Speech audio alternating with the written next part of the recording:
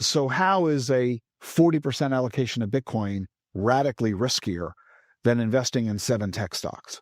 And many people would argue Bitcoin is the techiest of all tech. So I don't see how you could argue that crypto is a whole lot more risky than in just investing in those tech companies. That's number one. Number two, today, especially if you invest in Bitcoin through the Bitcoin ETFs, I mean, these things are offered by some of the largest asset managers on the planet: BlackRock, Fidelity, Invesco, Franklin Templeton, just to name a few.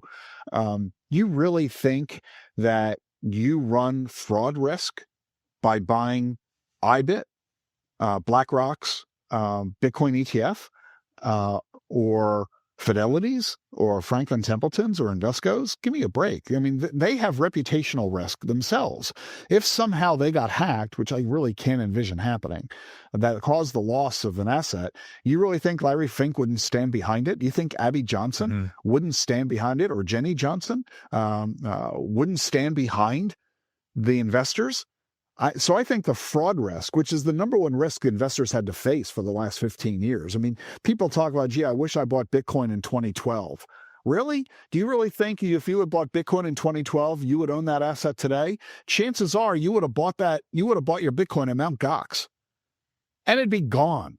Um, and odds are pretty high that you would have lost the money to fraud or abuse. There's still a huge amount of fraud and abuse out there.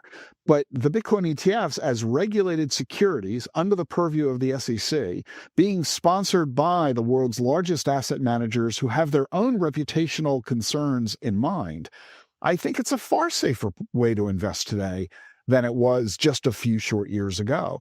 Like I said earlier in our conversation, the only real risk you have now, the only real question to answer is this investment risk worth it relative to other investment opportunities that exist?